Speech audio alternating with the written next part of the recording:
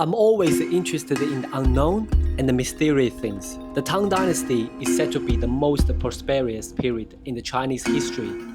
It was also one of the most developed and open countries in the world. And how developed and open it really was. How the ancient history has impacted the modern culture. Not able to resist the curiosity, I embarked a journey to the west in search of the historical sites and legacy from the ancient civilization. I set my destination in Gansu, located in the northwest part of China. Gansu is a province which is predominantly mountains and desert, but it is a melting pot of cultures and a pivotal point on the ancient Silk Road. For centuries, this region connected the east and the west, allowing trade, ideas, and religions to flow freely. My first step landed in Lanzhou, Gansu's capital city, which is nestled on the Yellow River. So this is one of the most famous destinations in Lanzhou. This is the Yellow River, upstream of Yellow River, and it's the mother river of China. This is where the civilization begins in China. Yellow River had been the lifeblood of Lanzhou, and it is also called the Mother River by the Chinese. The locals had been here for millennia. No trip to Lanzhou is complete without tasting the Lanzhou beef pool noodles, which is skilled chefs pull the dough into delicate strains, a process that's been perfected over generations. Each bowl of Lanzhou ramen is a testament to the city's culinary heritage. Driving through the mountain range, I haven't been mistaken as a mother by a baby yak. 多大了？快满月了。 Look at this guy. Hello, Rami. 他要吃奶了，肚子饿了。I don't have milk. Cruising along the western edge of Tibetan Plateau, I made a quick stop at the Qinghai Lake, which is being called the Blue Sea by the Tibetan people. After being on rubber wheels for 4 hours, I got on steel wheels for another 4 hours, and finally arrived in Zhangye. This city has one of the most beautiful landforms that is vital for geological studies. It is also known as the Rainbow Mountain. This geological wonder is famous for its vibrant, layered rock formations, which were shaped by millions of years of tectonic actions. Feel like a cup of coffee and a chocolate cake? Continuing the narrow passage, I arrived in Jiayu Pass, the west end of the Great Wall. Constructed in the 14th century, this pass is once the first frontier fortress towards the northern and western world.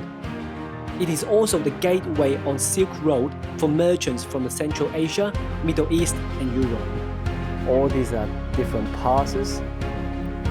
The large stones under the gates are the original building material. Walking on this uneven surface and stand on the walls, it kind of brought me back to the battlefield between Ming Dynasty and the Mongolian and nomadic people. Out of Jiayu Pass, I made my way up north and arrived at a piece of green land in the middle of the desert. There was this beautiful poplar tree forest surrounding a lake. The still lake reflecting the images of the trees and sky, displaying a breathtaking scenery, looks just like a colorful oil painting. But I can't stay for long, because I have to catch the train through the vast Gobi Desert. A crucial stop on the Silk Road is awaiting for me, Dunhuang. This town served as a culture and trading hub where goods, ideas, and religions were exchanged between China, Central Asia, and beyond. The best chance of me finding the legacies of the Tang Dynasty are within the Mongol caves. Many of the Buddha statues, murals, and constructed during that period. The murals reflected the fashion and life of the capital of Tang, Chang'an, which is called Xi'an in modern China. Standing under the huge Buddha statues, I felt so small. It makes the Buddha statue feel immortal and unreachable. 之前唐朝建的只是里面这一个佛像，没有别的没有东西。唐代时期，唐代的啊，但是其实唐朝时期，他们其实外面也会修这个门的，只不过时间久了容易损坏嘛，所以每个朝代呢，有人来这里之后，他就会翻修这边。那最后一次修的时候是民国时期，所以大家现在看到的外面就是民国修出来的啊。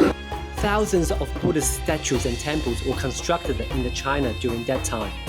It helped to spread the Buddhism belief to the East and Southeast Asia. There are hundreds of Buddha caves here, but only 4 to 8 caves are open daily. And most of the murals had been decayed over time, and some of them were heavily damaged by tomb raiders. It is difficult to make out what they are describing. Since these murals are all pointing towards the capital city, I have decided to follow this line and make my way towards Xi'an. But before that, I have to check out the Crescent Moon Spring and set foot on the Gobi Desert. This place has always been a famous tourism hotspot since 1,000 years ago. Now, it is a popular place for outdoor photos and desert activities. I think Chinese girls don't even care if it's hot summer or cold like ice. The girls here, they don't have to eat and drink for 7 days, but they can't live without photo for 1 hour.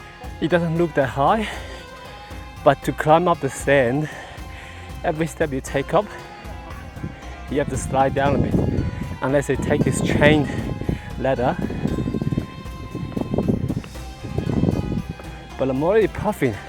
I'm only like 1 minute into the climb. Oh, it's much harder than you thought. Yeah, I feel like I've just finished a marathon run.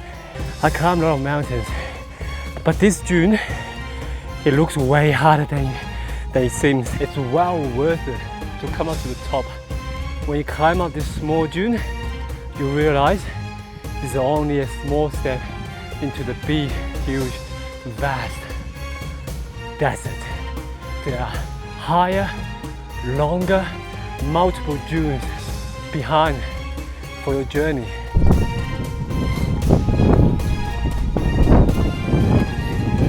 Super heck, bro. Carry like a ton of sand in my shoes and walk this through the road.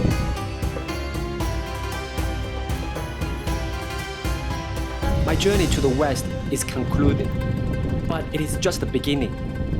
Next destination, Xi'an.